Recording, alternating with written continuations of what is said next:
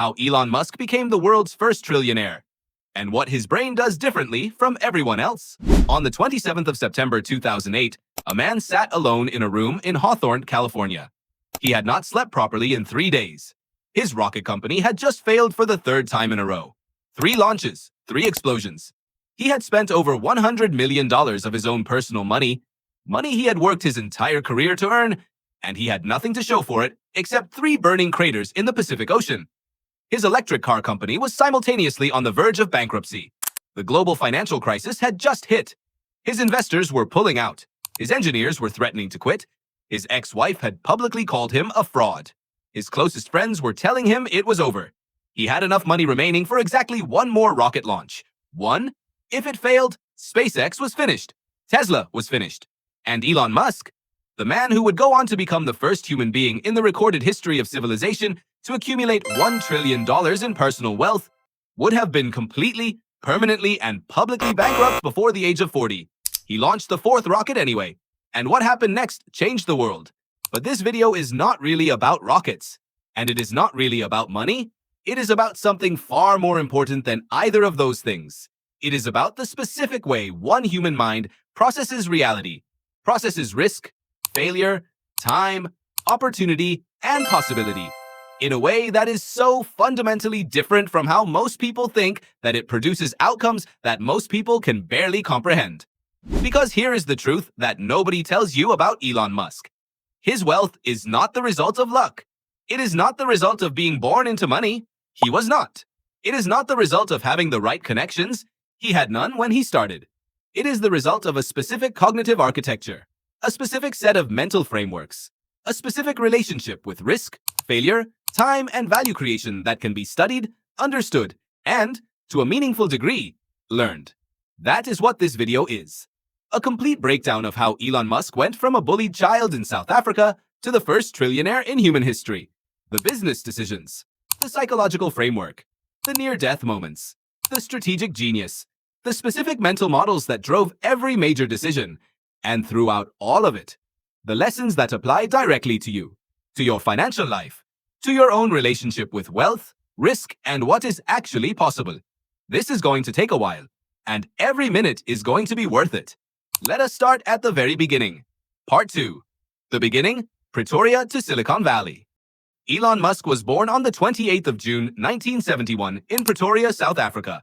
His father was Elon Musk, an engineer, property developer, and by most accounts a deeply difficult man. His mother was May Musk, a model and dietitian who would go on to become one of the most remarkable women in her own right.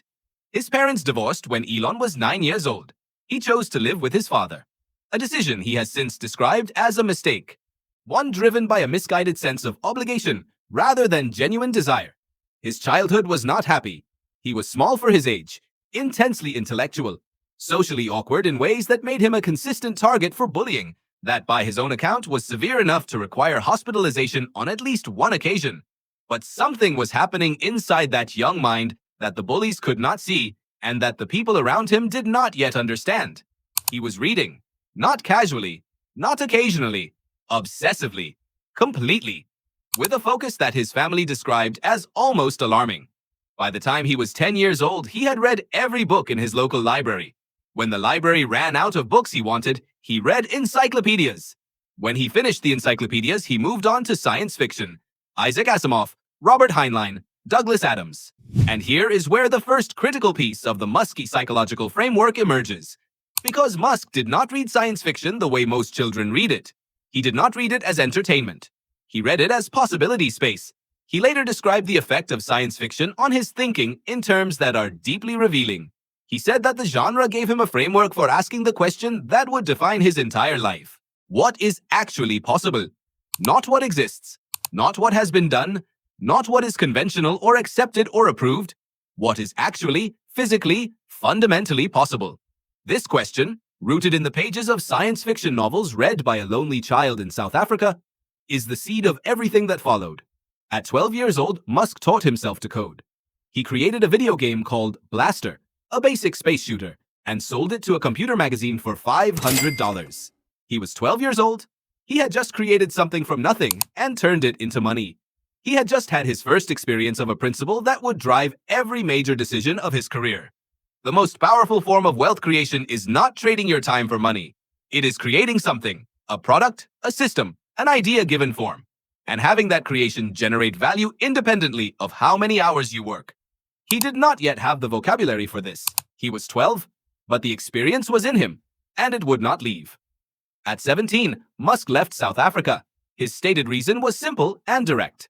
He did not want to serve in the South African military, which was, at the time, enforcing apartheid. But there was a deeper reason, a more fundamental pull.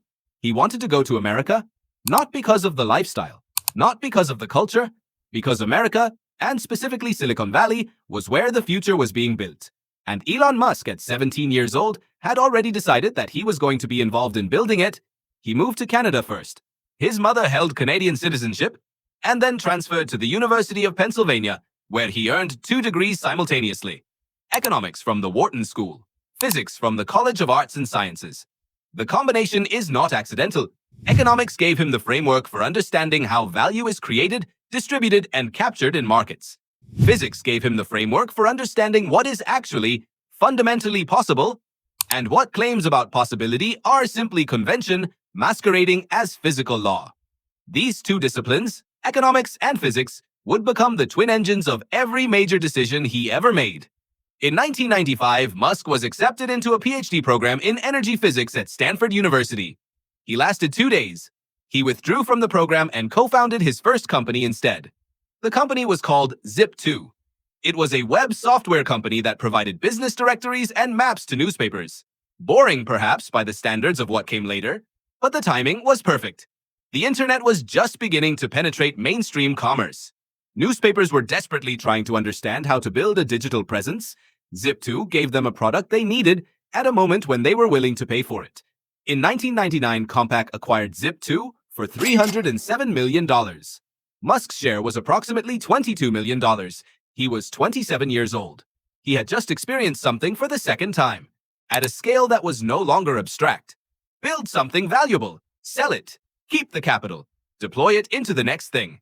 This is the basic engine of compounding wealth through entrepreneurship, and Musk wasted no time.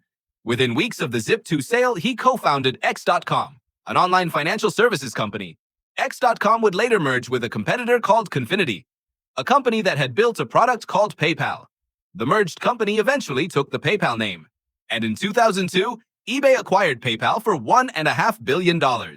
Musk's share was $176 million. He was 30 years old. He had now twice built something from nothing and sold it for a life-changing sum. And here is the moment, right here, at this exact point in the story, where everything changes. Because what Musk did next is what separates him from almost every other person who has ever made a significant amount of money. He did not stop. He did not invest conservatively and live off the returns. He did not take a board seat at a comfortable technology company. He looked at his $176 million, more money than most people will see in 100 lifetimes, and he asked himself the question that had been living inside him since he was a child reading science fiction in South Africa. What are the most important problems facing humanity? And what can I actually do about them? The answers he came up with would seem, to almost any rational observer, like the product of either extraordinary vision or complete delusion. He decided to build a rocket company to make humanity a multi-planetary species, and he decided to build an electric car company to accelerate the world's transition away from fossil fuels. At the same time, with his own money, in industries he had no experience in whatsoever. His friends thought he had lost his mind.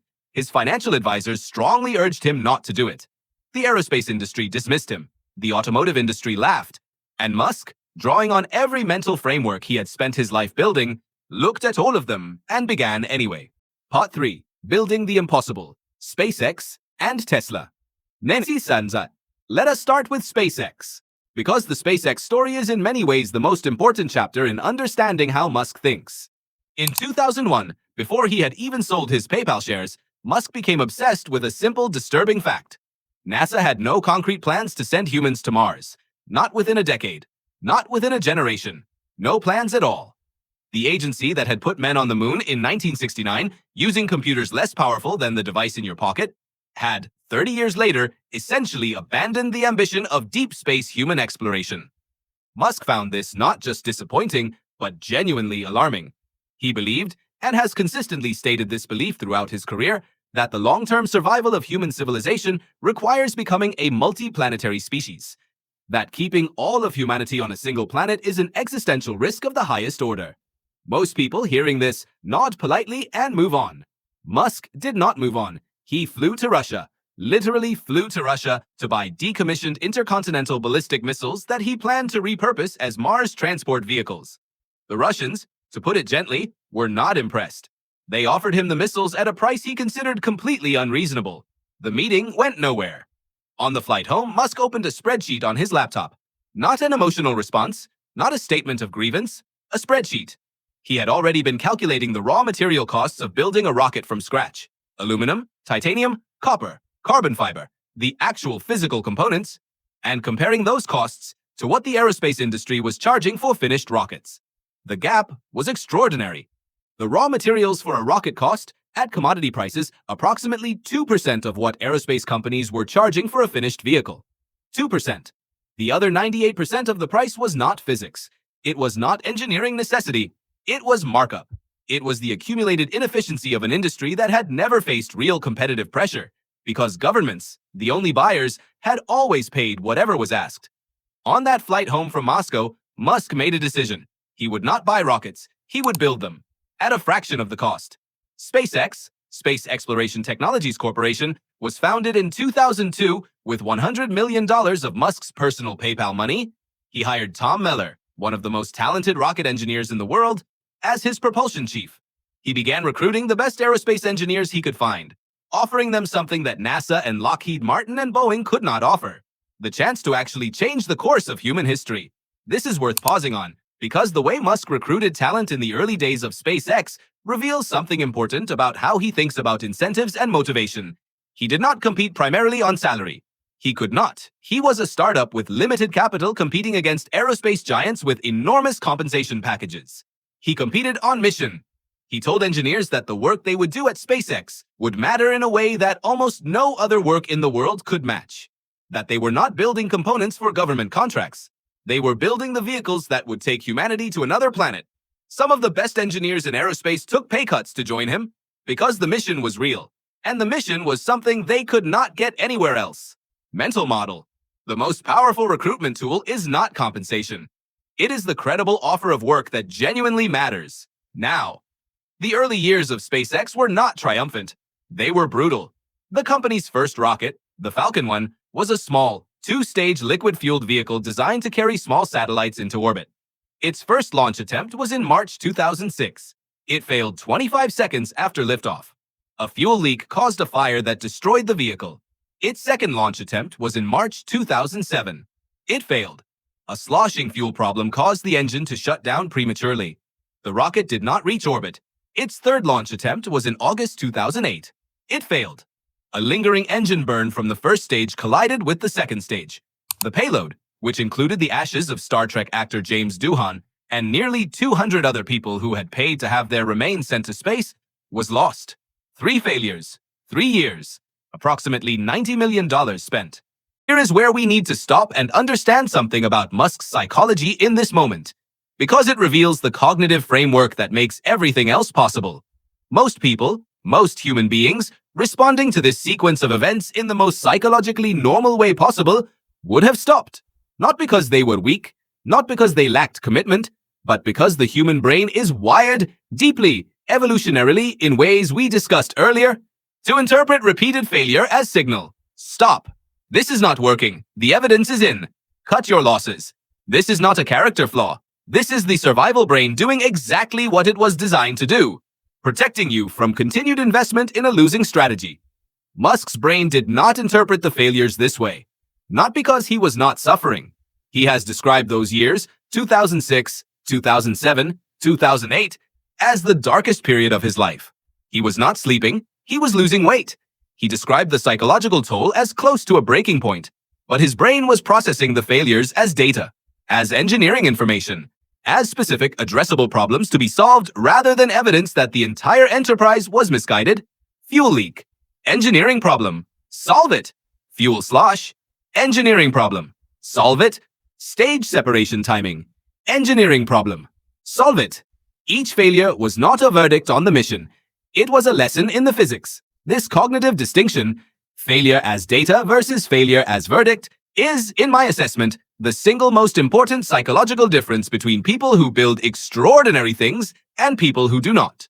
And SpaceX had enough money remaining for exactly one more launch attempt.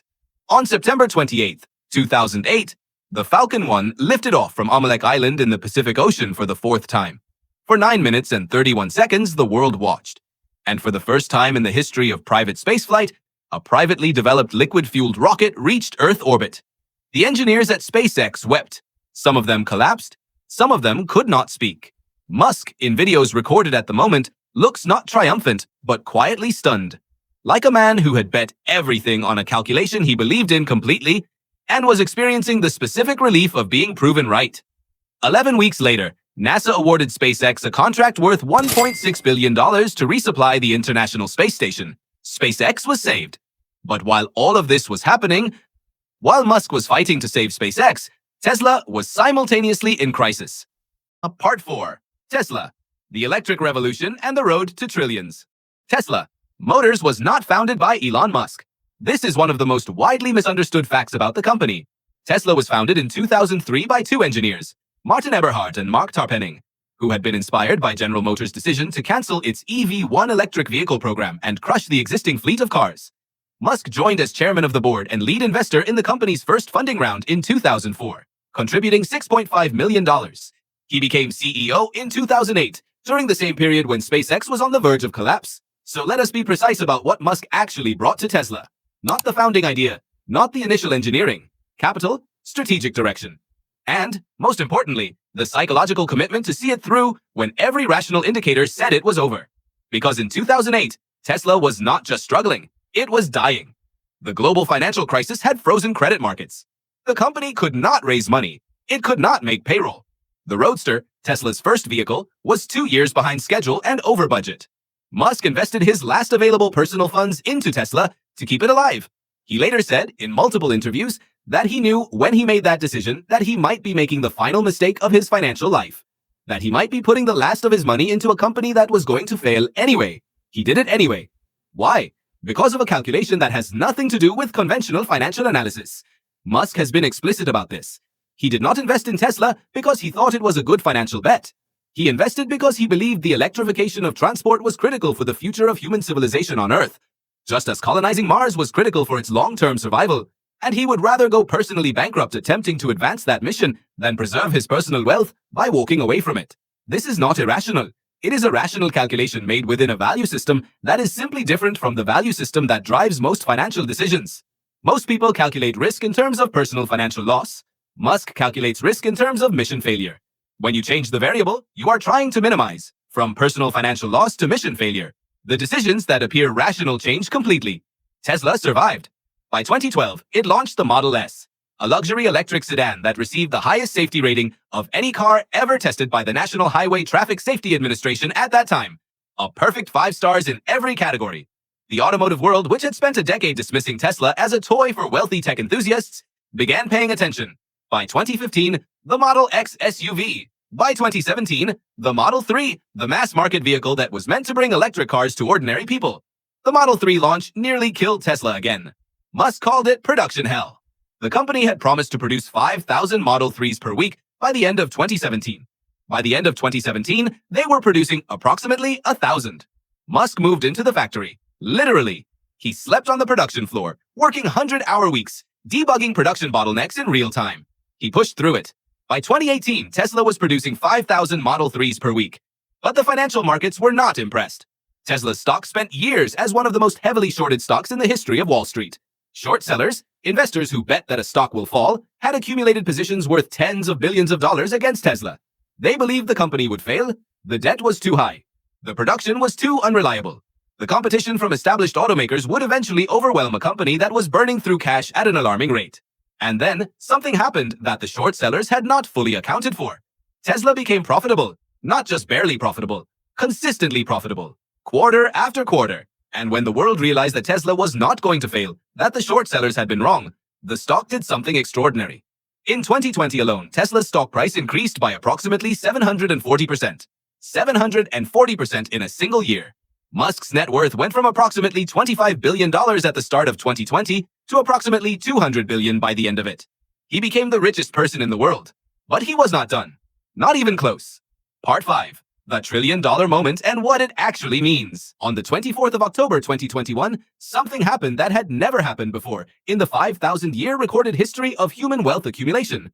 A single individual's net worth exceeded $1 trillion. That individual was Elon Musk. To understand what $1 trillion actually means, because numbers this large lose all human meaning very quickly, consider this. If you spent $1 million every single day, it would take you 2,739 years to spend $1 trillion. Julius Caesar was assassinated in 44 BC. If you had started spending $1 million a day on that date and kept spending every single day until now, you would still not have spent $1 trillion. That is the scale of wealth we are discussing. And it was held by one person. Now, how did it happen?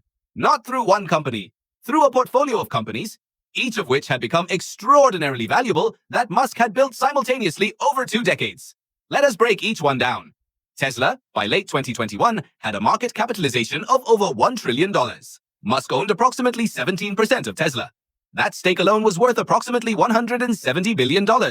But Tesla is only part of the story, and arguably not even the most important part. SpaceX, by 2021, had been valued at approximately $100 billion in private funding rounds. Musk owned approximately 48% of SpaceX. That stake was worth approximately $48 billion. And SpaceX, unlike Tesla, had not yet had its IPO. We are going to come back to that. Because the SpaceX IPO is one of the most anticipated and consequential financial events in the history of markets, and understanding how it works will tell you something profound about where wealth is created and how. Beyond Tesla and SpaceX, Musk had significant ownership stakes in several other companies.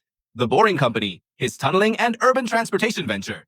Neuralink, his brain-computer interface company. X, formerly Twitter, which he acquired in 2022 for $44 billion.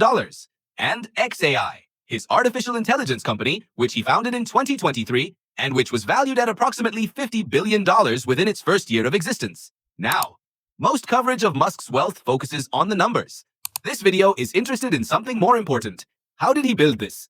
What is the underlying mechanism that allowed one person to create value at this scale across this many industries simultaneously? The answer, and I want you to hold this carefully because it is the most important insight in this entire video, is not genius. It is not luck. It is not even primarily hard work, though the work was extraordinary. The answer is a specific mental framework that Musk has articulated clearly in interviews and that manifests in every major decision he has ever made. It is called first principles thinking. And it is, I believe, the single most powerful cognitive tool available to anyone who wants to build wealth, build businesses, or solve problems of any kind. Part 6. First principles thinking, the cognitive engine of $1 trillion. When they encounter a problem, a business challenge, a financial decision, a technical obstacle, they ask what has been done before in a situation like this. What is the conventional approach? What are other people doing? Reasoning by analogy is efficient. It leverages existing knowledge. It avoids reinventing wheels that have already been invented. But it has a fatal flaw. It inherits all the limitations and assumptions of the existing approaches. If everyone in an industry has always done something a certain way, because that is how it has always been done, because no one has seriously questioned it, then reasoning by analogy will lead you to do it the same way. You will inherit the inefficiency, the cost structure, the limitations, the ceiling. First principles thinking is different. First principles thinking takes any problem, any industry, any system, any cost structure, and strips it down to its absolute physical fundamentals. Not what is conventional, not what is accepted, not what the industry assumes, what is actually, physically, fundamentally true.